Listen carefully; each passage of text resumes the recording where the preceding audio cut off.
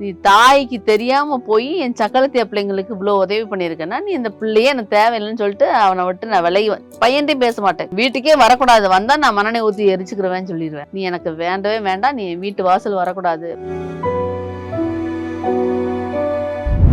இத்தனை வருஷம் ஸ்டேஜ் நாடகங்கள் எல்லாமே பண்ணியிருந்தா கூட நமக்கு கிடைக்கிற வாய்ப்பு இறைவனால் அமைக்கப்பட்டதுன்னு நான் உடனே ஓகே சொல்லிட்டேன். நான் அம்மா கேரக்டர் பாட்டியா கூப்பிட்டுருந்தா கூட ஓகே பண்ணிருப்பேன் நானு. நாதஸ்வரம் சீரியல் பத்தி பேசுறீங்க, உங்களுடைய லவ் பத்தி பேசுறீங்க, இதெல்லாம் பார்க்கும்போது டக்குன்னு ஒரு முன்னேற்பாடு இருக்குல்ல, நம்ம ஒண்ணு பண்ணணும்னு ஒரு விஷயம் இருக்குல்ல, அது எப்படி உங்களுக்கு தோணுச்சு? எப்பவுமே காலை ஆட்டிக்கிட்டே இருக்கணும். நம்ம அப்படி அமைதியா படுத்துட்டோம்னா நம்ம இருக்கமா இல்லையாங்கிறது கூட மக்களுக்கு தெரியாது. நம்ம ஏதாவது ஒண்ணு செஞ்சாதான் நம்ம வாழ்க்கையில முன்னேறிக்கிட்டே இருக்க முடியும். என்ன வயசானாலும் நம்ம ஓடிக்கிட்டே இருக்கணும் தம்பி. உங்களுக்கு பிடிச்ச கதாபாத்திரங்கள்ல இப்பவும் டாப்ல இருக்குது மீனாட்சி. மத்த கதாபாத்திரம் என்னென்ன கதாபாத்திரம் எந்தெந்த சீரியல் உங்களுக்கு பிடிக்கும்? கல்யாண வீட்டுல சிவகாமி. சிவகாமி எத்தனையோ குடும்பத்துல அப்படி நடக்குது இல்லையா? அது என்னோட வாழ்க்கையில நடக்கிற மாதிரி ஒரு கதை எடுக்கும்போது நம்ம அதுவாவே மாறிடுறோம். இப்போ ஒரு டைரக்டர் உங்களுக்கு கால் பண்ணி நீங்க என்னோட படத்துல நீங்க நடிக்கிறீங்க அப்படின்னு சொன்னா எந்த டைரக்டர் கால் பண்ணா நல்லா இருக்கும் உங்களுக்கு? திருமுருகன் சார் தான். Thirumurugan sir. Okay. Thirumurugan sir கூட ஒர்க் பண்ண எல்லாருமே திருப்பி அவர் கூட ஒர்க் பண்ண ஆசைப்படுறாங்க. ஒரு மாதிரி ஒரு ஃபேமிலி கனெக்ஷன் ஆகுறாங்களே, எப்படி, ஏன் அப்படி? நடிச்சுட்டு போட்டும் காசு வாங்குறாங்க நமக்கு என்ன அப்படின்னு போக மாட்டாரு. உங்களுடைய கஷ்டத்துல பங்கு கொள்வார். ஒரு மனித நேயமுள்ள ஒரு மனுஷன். இப்போது புதிய அறிமுகம் ஆச்சி ஹோட்டல் சாம்பார் 50 கிராம் ரூபாய் 20 மட்டுமே. இப்ப நம்ம கூட நாதஸ்வரம் சீரியல்ல இருந்து இப்ப இருக்கிற நிறைய சீரியல்ல நம்மளால பார்க்க முடியும். ஜெயந்தி அம்மா, வணக்கம்மா, எப்படி இருக்கிறீங்க? வணக்கம் தங்க, நல்லா இருக்கேன். நீங்க எப்படி இருக்கீங்க? நல்லா இருக்கேன். நாங்க கேள்விப்பட்ட வரைக்குமா, நீங்க ஒரு இன்டர்வியூ கொடுத்திருந்தீங்க. அதுல உங்களுக்கு 32 வயசுல திருமுருகன் சார் மாதிரி ஒரு பையனுக்கு அம்மாவா நடிச்சிருக்கிறீங்க. ஓகே, ஒரு கேரக்டர் கிடைச்சிருச்சு, எல்லாம் ஓகே. பட் அதுக்கு ஒத்துக்கிறதுக்கு ஒரு மனப்பாங்கு வேணும். நம்ம பண்ணுவோமா வேணாமா, அந்த மாதிரி ஏதாவது இருந்ததா உங்களுக்கு? எனக்கு கண்ணுல தனிதான் வந்துச்சு. ஏன்னா நம்ம எத்தனை வருஷம் ஸ்டேஜ் நாடகங்கள் எல்லாமே பண்ணியிருந்தா கூட ஒரு திரையில நம்மளை பார்க்கணும் அப்படின்னு நமக்கு எவ்வளோ ஆசை மனசுக்குள்ள சின்ன வயசுல இருந்தே வளர்ந்தாலும் அது நிறைவேறதுக்கான ஒரு சந்தர்ப்பத்தை இறைவன் அமைச்சு கொடுக்கும்போது அது என்ன கேரக்டருங்கிறது பெருசு இல்ல, நமக்கு கிடைக்கிற வாய்ப்பு இறைவனால் அமைக்கப்பட்டதுன்னு நான் உடனே ஓகே சொல்லிட்டேன். நான் அம்மா கேரக்டர் பாட்டியா கூப்பிட்டுருந்தா கூட ஓகே பண்ணிருப்பேன் நானு. ஓகே. அண்ட் எனக்கு இன்னொரு ஒரு பாசிட்டிவிட்டியா இருப்பேன். ரீசெண்டா என்ன தெரிஞ்சதுன்னா, உங்களுடைய இன்ஸ்டாகிராம்ல திடீர்னு பார்த்தா ரொம்ப ஆக்டிவா, ஐ மீன் நான் இதெல்லாம் பண்ணியிருக்கேன், இப்போ நாதஸ்வரம் சீரியல் பத்தி பேசுறீங்க, உங்களுடைய லவ் பத்தி பேசுறீங்க, இதெல்லாம் பார்க்கும்போது டக்குன்னு ஒரு முன்னேற்பாடு இருக்குல்ல, நம்ம ஒண்ணு பண்ணணும்னு ஒரு விஷயம் இருக்குல்ல, அது எப்படி உங்களுக்கு தோணுச்சு? ஏன்னா இப்ப இருக்க நிறைய பேருக்கு அது தேவைப்படும் நினைக்கிறேன், ஏதோ ஒண்ணு நம்ம பண்ணணும் அப்படின்னு. இல்ல, உண்மையே நம்ம எப்பவுமே காலை ஆட்டிக்கிட்டே இருக்கணும். எங்க வீட்டுக்காரர் அதான் சொல்லுவாரு. நம்ம அப்படி அமைதியா படுத்துட்டோம்னா நம்ம இருக்கமா இல்லையாங்கிறது கூட மக்களுக்கு தெரியாது. நம்ம ஆட்டிக்கிட்டே இருந்தாதான் இவங்க உயிரோட இருக்காங்கங்கிறதே தெரியும். அதனாலதான் நம்ம ஏதாவது ஒண்ணு பண்ணிட்டே இருந்தாதான் நமக்கு இப்போ நான் அது பண்ண போய் தான் இன்னைக்கு நீங்க என்னை கூப்பிட்டுருக்கீங்க இல்லையா? அது மாதிரி நம்ம ஏதாவது ஒண்ணு செஞ்சாதான் நம்ம வாழ்க்கையில முன்னேறிக்கிட்டே இருக்க முடியும். என்ன வயசானாலும் நம்ம ஓடிக்கிட்டே இருக்கணும் தம்பி. அதான் என்னோட ஆசை. அது இன்னொரு விஷயம் நான் கேள்விப்பட்டது என்னன்னா, நீங்க சீரியலுக்காக, நாதஸ்வரம் சீரியலுக்காக நீங்க வெயிட் போட்டீங்க, ஐ மீன் நல்லா சாப்பிட்டு நம்ம கொஞ்சம் அந்த கேரக்டருக்கு ஏத்த மாதிரி மாறணும் அப்படின்னு சொல்லிட்டு. அது உங்களுக்கு, ஏன்னா எல்லாரும் ஆரம்பத்துல ஃபிட்டா ஸ்லிம்மா இருக்கணும்னு ஆசைப்படுவாங்க. கேரக்டருக்காக நம்ம ஒண்ணு பண்ணிருக்கிறோம்னு ஒரு விஷயம் இருக்குல்ல, அதுக்கப்புறம் அது அது அது எப்படி அந்த டிசிஷன் எப்படி எடுத்தீங்க? எனக்கு நான் பார்க்கும்போது ஒரு அம்மாவா தெரியல அதுல. ஓகே. இப்போ மௌலி சார் கூட நடிக்கும் போது அவங்களுக்கு பேரா நிக்கிறது ஒரு அம்சமா இருந்தாதான் நல்லா இருக்கும். நம்ம பக்கத்துல ஒரு சகோதரி மாதிரியே ஒரு பொண்ணு மாதிரியே நின்னா அந்த கேரக்டர் எடுபடாதுங்கிறது அந்த ஃப்ரேம்ல ஃபர்ஸ்டே தெரிஞ்சு, சரி நம்ம எப்படியாச்சும் உடம்பு தேத்திடுவோம் அப்படின்னு சொல்லிட்டு, அதுக்கப்புறம் பார்த்தா நான் கொஞ்சம் ஒரு 2 மாசம் தான் நம்ம ஏதாவது நல்லா சாப்பிட்டுருப்போம் அப்படின்னு ஆட்டோமேட்டிக்காவே சந்தோஷத்திலே கூடிருச்சா? ஓகே. நான் இன்னொன்னு சொல்லியிருந்தீங்க, நான் மறுபடியும் இந்த ரஜினி சார் சொல்ற டயலாக் மாதிரி மறுபடியும் வெயிட்ட குறைக்கிறேன், சுடிதார் போடுறேன் அப்படின்னு சொல்லி ரொம்ப பாசிட்டிவா பேசி. இல்ல, இப்ப நாதஸ்வரத்துக்கு முன்னாடிலாம் நான் சாரி அவ்வளவு கட்ட மாட்டேன். ஏன்னா எனக்கு ஸ்டேஜ் நிகழ்ச்சிக்கு எல்லாம் போறப்ப எனக்கு கம்ஃபர்டபுளா இருக்கிறது சுடிதார் அந்த மாதிரி விஷயங்கள் தான். நமக்கு ரொம்ப பாதுகாப்பானது ஒண்ணு. பொண்ணுங்களுக்கு ரொம்ப எங்க போனாலும் நம்ம பாட்டுல தூங்கிடுவோம் வசதியில. எல்லாத்துக்குமே சுடிதார் ரொம்ப ஒரு இம்பார்ட்டன்ட். அது சாரியை விட எனக்கு அது ரொம்ப பிடிக்கும். நான் இப்போ உடம்ப குறைச்சது ஏன் போடணும்னா இப்பவுமே எனக்கு பாதுகாப்பா இருக்கணும். இப்ப நம்ம பஸ்ல தனியா போறோம், வைக்கிறோம், செயின் போட்டு தூங்குறோம், என்ன வேணா நடக்கலாம் இல்லையா? அதனால எனக்கு சுடிதார்னா ரொம்ப பிடிக்கும். அதுக்காகவே நான் உடம்ப குறைக்கணும்.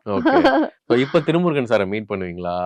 அவரு லாஸ்டா வந்து அதுல பார்த்தேன். ரீயூனியன் அப்படின்னு சொல்லி எல்லாருமே இருந்தீங்க. அதுலதான் சார் வந்து பார்த்தோம் லாஸ்டா. அதுக்கப்புறம் அவருக்கு தீபாவளி இந்த மாதிரி ஏதாவது ஃபெஸ்டிவல் வந்தா அவருக்கு நம்ம வாழ்த்து சொன்னோம்னா அவர் நமக்கு திருப்பி ரிப்ளை பண்ணுவாரு. அதோட சரிதான். ஏன்னா நம்ம இங்கிட்டு ஓடிட்டு இருக்கோம். அவருடைய வேலைகளை பார்த்துட்டு நான் யாரையும் டிஸ்டர்ப் பண்ண மாட்டேன். அவங்க வந்து எப்பயாவது நமக்கு வந்து நல்லா இருக்கீங்களாமான்னு ஒரு மெசேஜ் போட்டா நல்லா இருக்கேன்ப்பா அவ்வளவுதான்.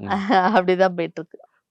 இப்ப என்கிட்ட ஒரு 10 நடிகர்களை வந்து பேர் சொல்றேன். அது எப்படின்னா 1, 2, 3, 4, 5, 6 அந்த 1ல இருந்து 10 வரை கேட்டகரியில நீங்க வந்து வைக்கணும், பிளேஸ் பண்ணணும். ஒரு இடத்துல வச்சவங்களும் இன்னொருத்தவங்கள நீங்க வைக்க முடியாது, வரிசைப்படுத்தணும். சரியா? ரொம்ப கஷ்டமா இருக்குமோ? ஒரு நடிகர்கள் பேரா நான் சொல்றேன். முதல்ல வந்து சரத்குமார் சார் எத்தனாவது இடத்துல வைக்கலாம்? ஒரு 5வது இடம். சத்யராஜ் சார் 4வது இடம். 4வது இடம். விஜய் சார் விஜய் 6வது இடம். 6வது இடம். கமல் சார் 4வது இடம். ஆல்ரெடி 4வது இடம் கொடுத்தாச்சு. கொடுத்துட்டோமா? ஆமா. ஓகே 3வது இடம். 3வது இடம். ஓகே. கார்த்தி சார் 7வது இடம். ஓகே. மோகன் சார் நல்ல நடிகர் அவரு 8வது இடம். ஓகே. விஜயகாந்த் சார் ஃபர்ஸ்ட் எதிர்பார்த்தது தான். ரஜினி சார் 2வது இடம். கரெக்டா வந்து அலைன் பண்ணிட்டீங்களே. ஓகே. அஜித் சார் 9வது இடம். ஓகே. விக்ரம் சார் 10வது. கரெக்டா வச்சிருக்கு. சரியா? ஆமா கரெக்டா வந்துருச்சு. இப்ப சீரியல்ல நீங்க இப்ப சீரியல்ஸ் பண்ணிக்கிறீங்களா? உங்களுக்கு பிடிச்ச கதாபாத்திரங்கள்ல இப்பவும் டாப்ல இருக்குது மீனாட்சி. ஓகே. மத்த கதாபாத்திரம் என்னென்ன கதாபாத்திரம் எந்தெந்த சீரியல் உங்களுக்கு பிடிக்கும்? கல்யாண வீடு. கல்யாண வீட்டுல சிவகாமி. சிவகாமி. ஆமா, அதுவும் ஒரு கணவர் இருந்தும் இல்லாம ஒரு பிள்ளைங்களை ஒரு தாய் வளர்க்கறது ரொம்ப கஷ்டப்பட்டு அந்த மாதிரி ஒரு கேரக்டர். ஒரு அம்மா, பையன், அக்கா தங்கச்சி, அவனுக்கு கூட பிறந்த அக்கா தங்கச்சி, இது எல்லாத்தையும் ஒரு ஒரு பொண்ணா தனிமையா இருந்து அந்த குழந்தைங்களை வளர்த்து ஆளாக்குறதுக்கு எவ்வளவு கஷ்டப்பட்டிருப்பா. எத்தனையோ குடும்பத்துல அப்படி நடக்குது இல்லையா? அது வந்து என்னோட வாழ்க்கையில அப்படி நடக்கிற மாதிரி ஒரு கதை எடுக்கும்போது நம்ம அதுவாவே மாறிடுறோம்.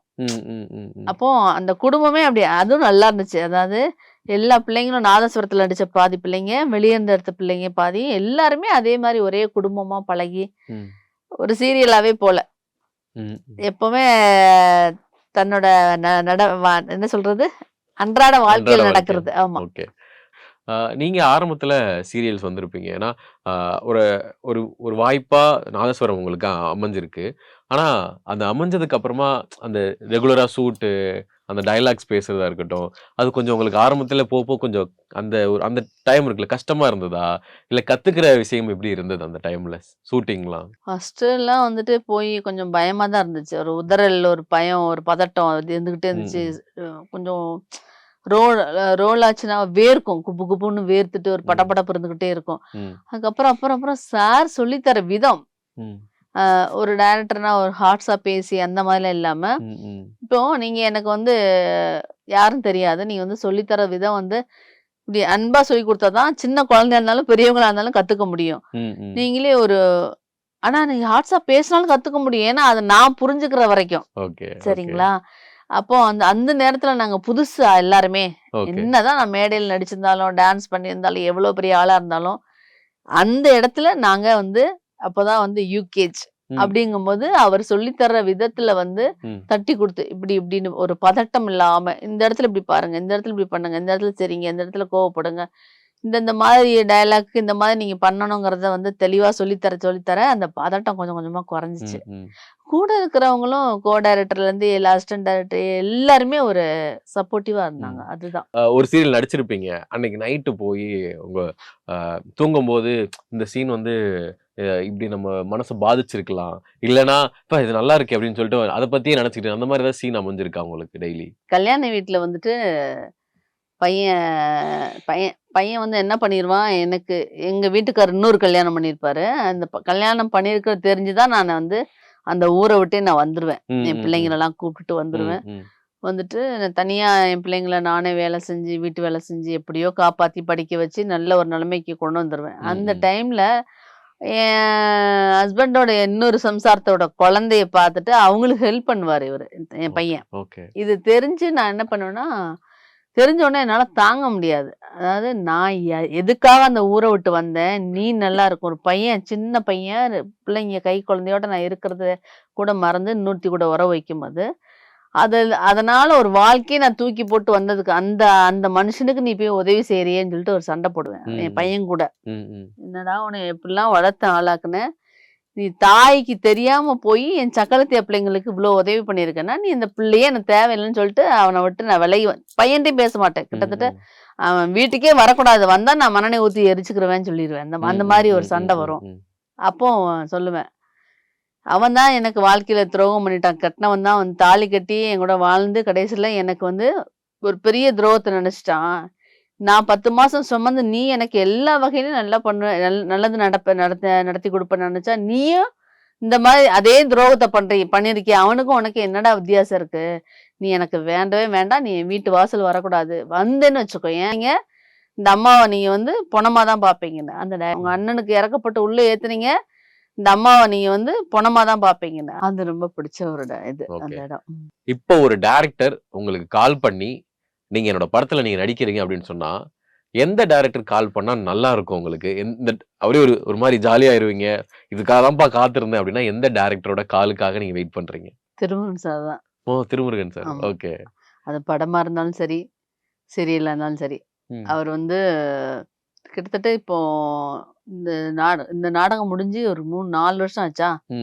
அதுக்கப்புறம் அவர் எடுக்கவே இல்லை, அதை பத்தி பேசவும் இல்லை. இடையில வந்துட்டு ஆடிஷன் வச்சிருந்தாரு. மதுரையில எல்லாம் வந்து வச்சாரு, அப்புறம் தஞ்சாவூர், பெங்களூர் எங்கெங்கயோ போய் வச்சிருந்தாரு ஆடிஷன். எல்லாம் செலக்ட் எல்லாம் பண்ணிட்டாங்க. அதுக்கப்புறம் அப்படியே ஒண்ணும் இல்லாம சத்தம் இல்லாம இருக்கு. அதுதான் என்னன்னு தெரியல. அவர் வந்துட்டாருன்னா எனக்கு ஒரு பொழப்பு கிடைக்கிறத விட ஒரு நல்ல டைரக்டர் வந்து வீட்லயே இருக்கக்கூடாது. அவர் மறுபடியும் வந்துட்டு எல்லா வகையிலும் நிறைய பேருக்கு வாய்ப்பாவும் இருக்கும். அதே மாதிரி எத்தனை பேருக்கு பொழப்பு கொடுக்கறாரு பாத்தீங்களா? அந்த இது வந்து யாராலையுமே வந்து தடையா நிக்க கூடாது, வந்துட்டே இருக்கணும். அவர் எல்லாருக்கும் பொழப்பு கொடுக்கணும். அதெல்லாம் எனக்கு ஒரு டவுட்.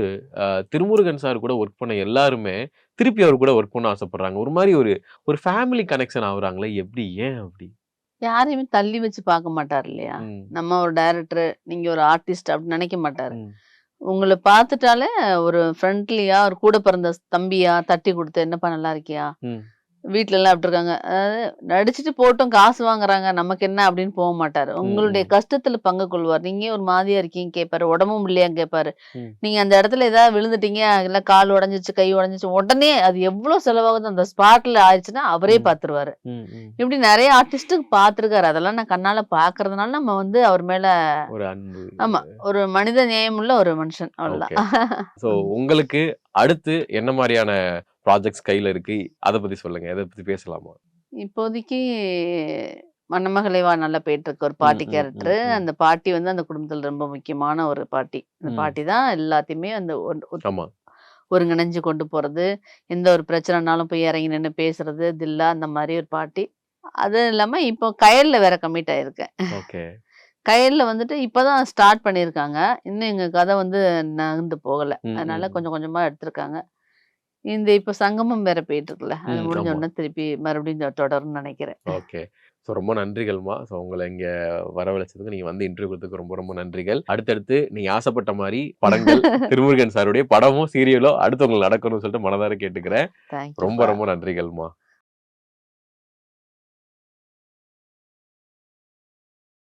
இப்போது புதிய அறிமுகம் ஆச்சி ஹோட்டல் சாம்பார் 50 கிராம் ரூபாய் 20 மட்டுமே.